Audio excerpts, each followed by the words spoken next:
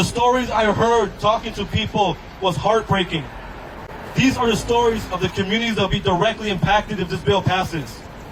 I had multiple mothers cry when I was talking to them about this bill because they're single parents, and if they were deported, they had no one to watch over their children. This is the reality of tens of thousands of people in this state and millions more across the country. We are here fighting for them. We are here fighting for their dreams. We are here fighting for them to have a dignified life. We created this visual art to demonstrate the stories that we heard from our testimonies. These are the stories, the dreams, the fears that the politicians in the General Assembly, and they're never here. They don't know. All they do is pass a bill. They don't know about the people's stories, about their dreams and their fears. We are bringing the people's voices here today. And I want to introduce our next speaker, Fernando, who's going to be sharing some words. Fernando. Gracias. Me llamo Fernando Martínez. Soy un inmigrante por 25 años ya en Estados Unidos, 3 en Carolina del Norte. My name is Fernando Martinez. I've been here in the U.S. for 25 years and 13 in North Carolina. I am North Carolinian. I am North Carolinian. These racist bills are part of a national trend to dehumanize our community. Let's just be clear. This is an intentional effort to dehumanize our communities because they figured if North Carolinians don't see us as your neighbors, we attend school with you, we work side by side with you, we're your nurses, your teachers, we are the people who produce food, we're the people who consume food. If you don't take that into account, we are worth to be chased like animals. And that's what they're doing right now. This is an intentional campaign to take our dignity away, to take our humanity. And I don't want you as a North Carolinian to play in that politics. This is part of the politics. Stop playing with our families, stop playing politics. Dejen de estar jugando con la política, dejen de estar jugando con nuestra familia. Esto es parte de una campaña de intimidación nacional en la cual nos quitan la humanidad, porque ellos saben que si ya no nos ven como seres humanos, nosotros entonces vamos a ser perseguidos como animales, y eso es lo que estamos viendo. I want you to stand today in front of the governor's house and tell him to veto these racist, anti-immigrant, and anti-North Carolinian bills. I want you to go back to your community. I want you to talk to elected officials. I want you to talk to your school board members. I want you to talk to your mayors and make sure they call the governor and tell him to veto these anti-immigrant bills. Thank you. Thank you so much. I want to introduce our next speaker, Josel Torres with Democracy NC. Let's give it up for Josel. Gracias, Fernando. Good afternoon, everybody. My name is Josel Torres, and I represent Democracy North Carolina, a movement that's built of, by, and for our people. Soy puertorriqueño, y mi gente have been U.S. citizens since 1917, not because we asked for it, but because the U.S. empire needed our bodies for their wars. For over a century, we've watched this country treat us as second-class citizens on our own stolen land. And today, I watch the same colonial violence turned against our hermanos y hermanas from across Latin America. Crimmigration is just the latest weapon in this country's arsenal. Until the 1990s, immigration was civil and detention was rare. But when black and brown bodies started crossing the borders in larger numbers because of U.S. imperialism, they merged immigration law with criminal punishment, giving federal agents more power to flood the system and more money to cage our people. Immigration proceedings aren't even done in real courts. They're colonial tribunals designed to disappear families.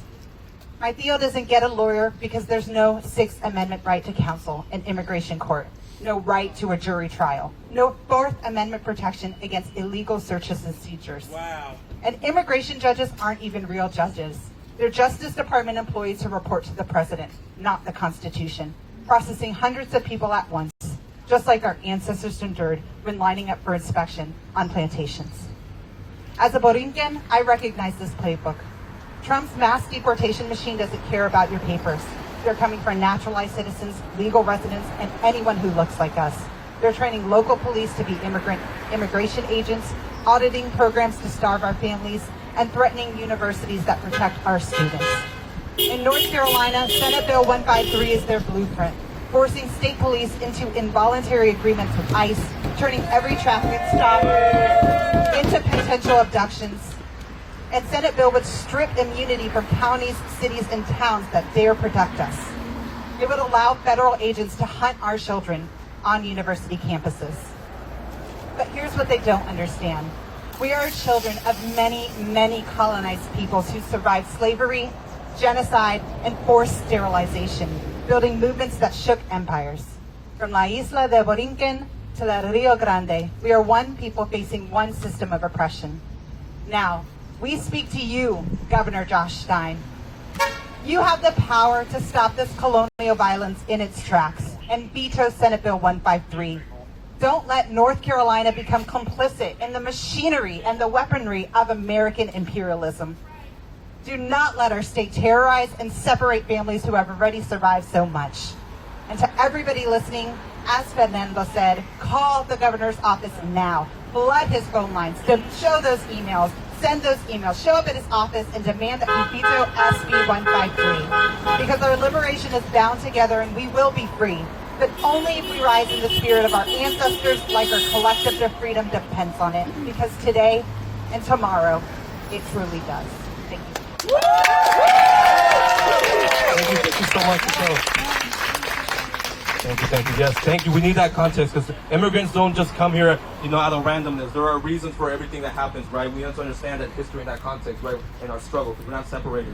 And our final speaker, I want to introduce my dear comrade, Lucy, who is a Colombian immigrant here, who's a fighter, a luchadora, a revolutionary, and she's going to be speaking in Spanish about her story, in our fight that we have here. So give it up for Lucy.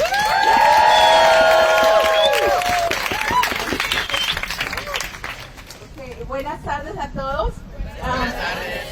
Es una emoción verlos todos apoyándonos y acompañándonos en esta lucha. Soy inmigrante por más de 25 años y durante estos 25 años no he parado de trabajar. Soy una worker, una trabajadora. Como muchos de los trabajadores de Estados Unidos, mis condiciones no son las mejores. Y ahora, con esta nueva ley, ¿qué va a pasar con nosotros? Vamos a tener miedo, nos van a acorralar. En lugar de mejorar nuestras condiciones como trabajadores, nos quieren separar a todos los trabajadores con leyes como estas, que lo que hacen es aterrorizar a las comunidades, a sus vecinos, a los niños, a los estudiantes, a los que creamos la economía de este país, los que producimos la comida, los que cuidamos sus niños. Soy una cuidadora de niños por 25 años y he levantado a muchas familias para que progresen. Pero mis condiciones no han mejorado. Sin embargo, sigo en la lucha. Y ahora nos quieren aterrorizar. Por eso debemos organizarnos los trabajadores, ser hermanos todos, porque esto no es solo para los inmigrantes. Primero somos nosotros, luego ustedes, la clase trabajadora, es la que está siendo atacada con esta ley. No nos están dando, no están protegiendo Medicaid, los programas de salud, los programas para el cuidado de los niños, pero sí quieren poner dinero en la policía para que persiga a gente inocente, trabajadora, que está construyendo ese país. Veto 153.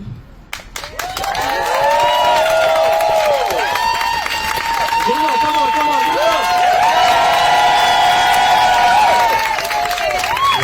Yes.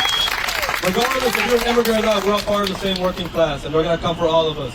So we got to be prepared, we got to be organized. And that concludes our press conference. And I want to invite y'all, we'll be mobilizing a mass protest tomorrow at 6 p.m. in Moore Square down here in Raleigh. We'll be taking the streets to stand in solidarity with all immigrants across the country who are tired of being treated like less than human. We're rising up, and the movement is just beginning. And I hope to see every single one of you in the streets tomorrow at 6 p.m.